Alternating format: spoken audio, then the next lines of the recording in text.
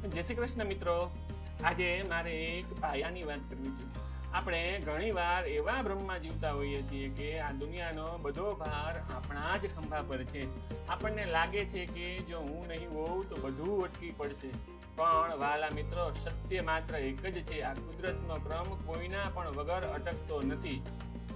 અંતિમ મતિ સો ગતિ. વિચાર કરો, ચક્રવર્તી રાજા ભરત, જેમણે આખું રાજપાટ અને સુખ સાહેબી છોડીને વનવાસ લીધો હતો, પણ વનમાં ગયા પછી એમનો જીવ એક નાનકડા હરણના બચ્ચામાં એવું તે લાગ્યું કે અંત સમયે પણ એમને હરણના જ વિચારો આવ્યા. સાહેબ, રાજપાટ છોડવું સહેલું છે, પણ મનનો મોહ અને મારા વગર આનું શું થશે ને એવો અહંકાર છોડવો બહુ અઘરો છે.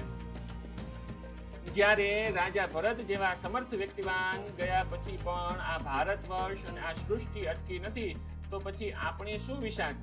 આપણે તો આ અનંત બ્રહ્માંડના માત્ર એક નાના અંશ છીએ. આ જગતમાં આપણું આવવાનું અને જવાનું તો નક્કી જ છે. અહીં માત્ર માણસના વિચારો અને તેના કરેલા કાર્યો જ જીવંત રહે છે. ક્યારેક મનમાં એવા વહેમ જાગે ને કે મારા વગર કામ બગડી જશે, તો એકવાર સ્મશાનના શાંત રસ્તે જઈને જોજો.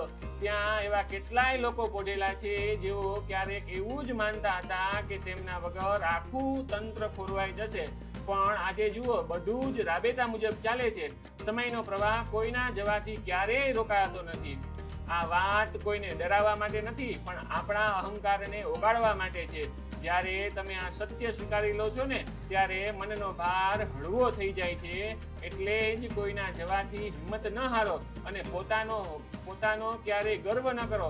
આ જગતમાં મેળાના બસ પ્રેમથી હળીમળીને અને મોજમાં જીવતા શીખી જાઓ, કારણ કે જિંદગી કોઈની રાહ જોતી નથી.